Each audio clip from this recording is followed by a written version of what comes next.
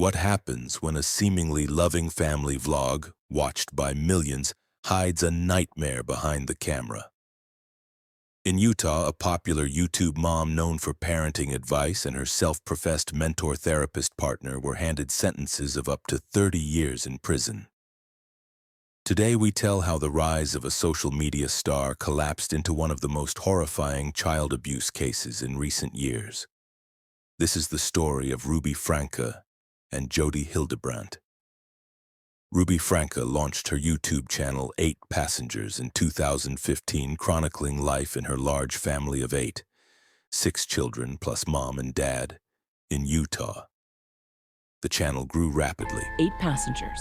By 2020, it had millions of views and followers, the family lifestyle vlog booming. At the same time, Ruby began working with Jodi Hildebrandt, a self-described counselor and parenting coach who ran a program called Connections. Their partnership shifted Ruby's content from everyday parenting to more intense, discipline-centric messaging. On the surface, everything looked polished, wholesome. But beneath that veneer, things were unraveling. The beginning of the end for Franke didn't come from a police tip or an online sleuth. It came from an act of unimaginable courage. On that August morning in 2023, Franke's 12-year-old son performed an extraordinary feat. He escaped. Emaciated, covered in dirt, and clearly in distress, he climbed out of a window at Jodi Hildebrandt's Ivins, Utah home and ran straight to a neighbor's house for help. The neighbor, a critical and heroic witness in this case, immediately observed the terrifying reality. He was not just hungry, he was severely malnourished. And chillingly, he had open wounds and duct tape wrapped around his wrists and ankles. Court documents, revealed in pleas later. Yes. Hi, I was just wondering if you could do 2 favors. Well, what are they? Taking me to the nearest police station. Well, actually, just one's fine. What's going on, son? Have a seat there. It's personal business. Have a seat. What's your name? I just had a 12-year-old boy show up here at my front door asking for help.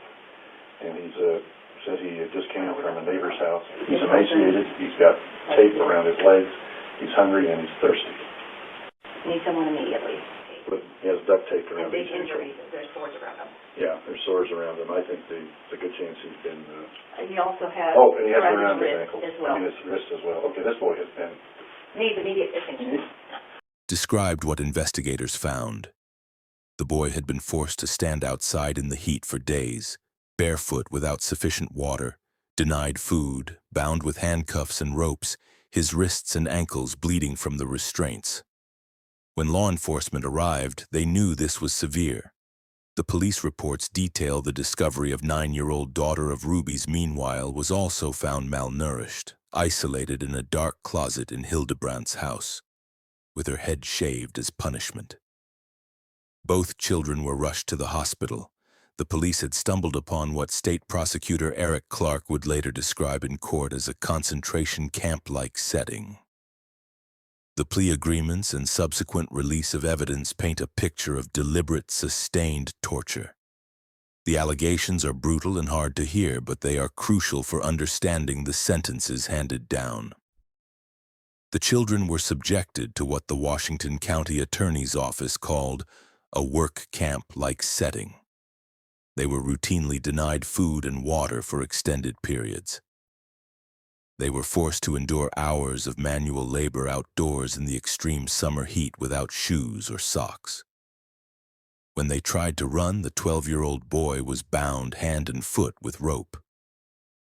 In a horrifying detail from the police report, the boy told officials that Franke and Hildebrandt used a disturbing home remedy on his wounds, a mixture of cayenne pepper and honey.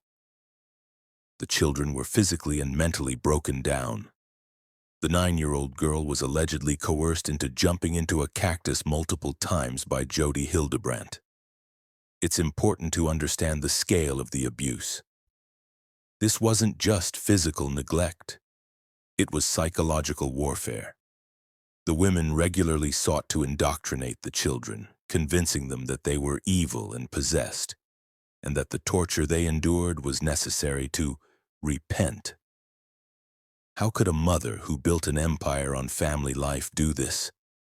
The answer lies in the deeply controlling and codependent relationship with Jodi Hildebrandt and the ideology of her self-improvement program, Connections.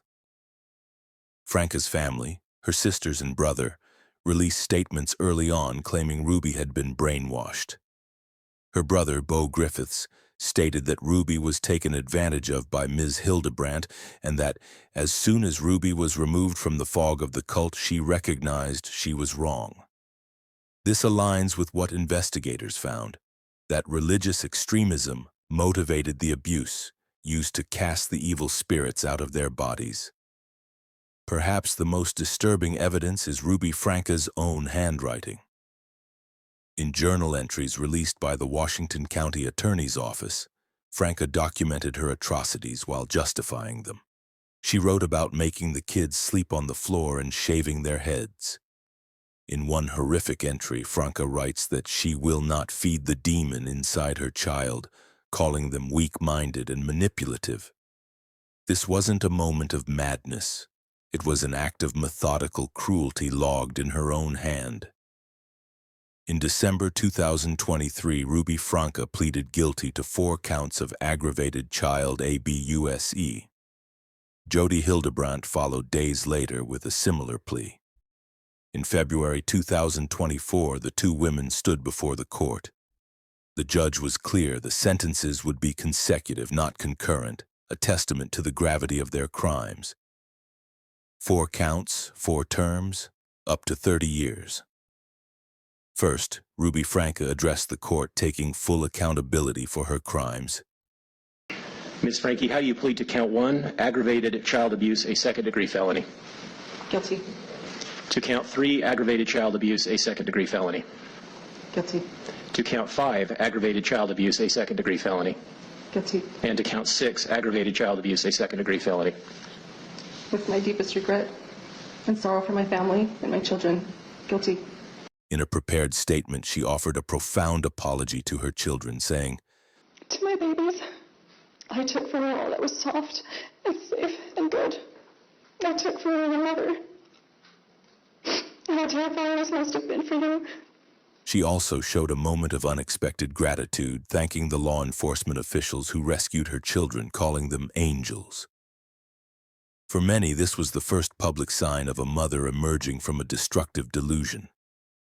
Jodi Hildebrandt's statement, however, was markedly different, brief and focused entirely on herself. She told the court that she regretted that the children were hurt, and that she avoided a trial because she did not want them to emotionally relive the experience. I sincerely love these children. I desire for them to heal physically and emotionally. One of the reasons I did not go to trial is that I did not want them to emotionally relive the experience which would have been detrimental to them. My hope and prayer is that they will heal and move forward to have beautiful lives. I am willing to submit to what the state feels would be an appropriate amount of time served to make retribution. To the prosecutor, Hildebrandt's lack of true remorse was alarming. Eric Clark called her a significant threat to the community, emphasizing that a therapist and life coach weaponized her position of trust to destroy vulnerable children. Prosecutor Eric Clark told the court this was a case about religious extremism and misuse of authority.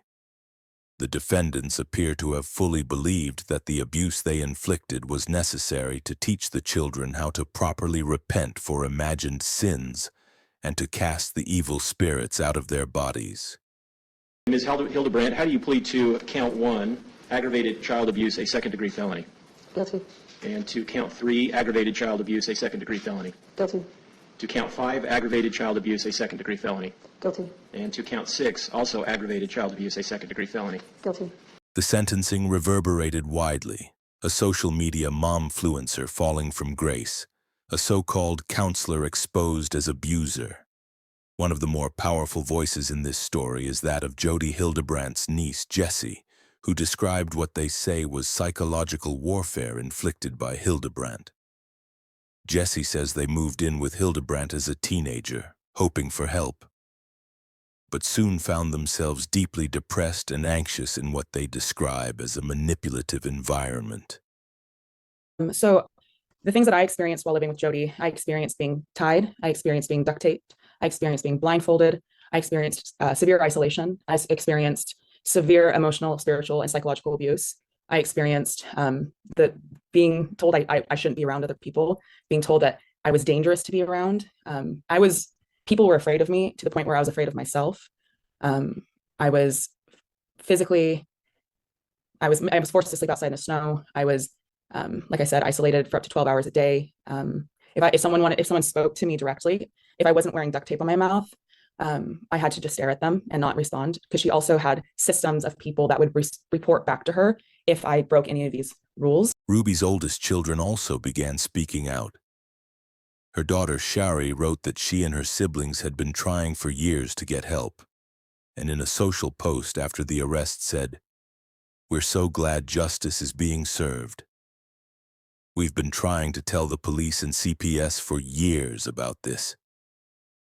In March 2025, Utah passed new protections for children of social media creators, partly inspired by this case, allowing minors to remove media they're featured in, and requiring trust funds for large earnings. Ruby's ex-husband, Kevin Franke, sought custody of the 4 youngest children, and the family is now trying to rebuild. The sentencing of Ruby Franke and Jodi Hildebrandt marks the definitive end of the 8 passengers era, and the beginning of what we can only hope is a long road to healing for the Franke children. The maximum sentence of 30 years ensures that both women will spend decades behind bars, with the Utah Board of Pardons and Parole determining their actual release date, a period Franke's family hopes will allow her to fully shed the influence of the cult-like ideology that drove her to such cruelty. This case is a stark warning about the difference between a curated online image and a destructive private reality. It is a reminder that the loudest voices are often hiding the darkest secrets, and that a single act of bravery, a 12-year-old boy climbing out of a window, can bring an empire of lies crashing down. For content creators and parents, this story is a call to examine power, accountability, and the vulnerability of children. If you found this story meaningful, please like and share. And if you haven't already, subscribe for more deep dive commentary into the intersection of social media, power, and justice. Thank you for watching, and remember, light always exposes darkness. We'll see you in the next video.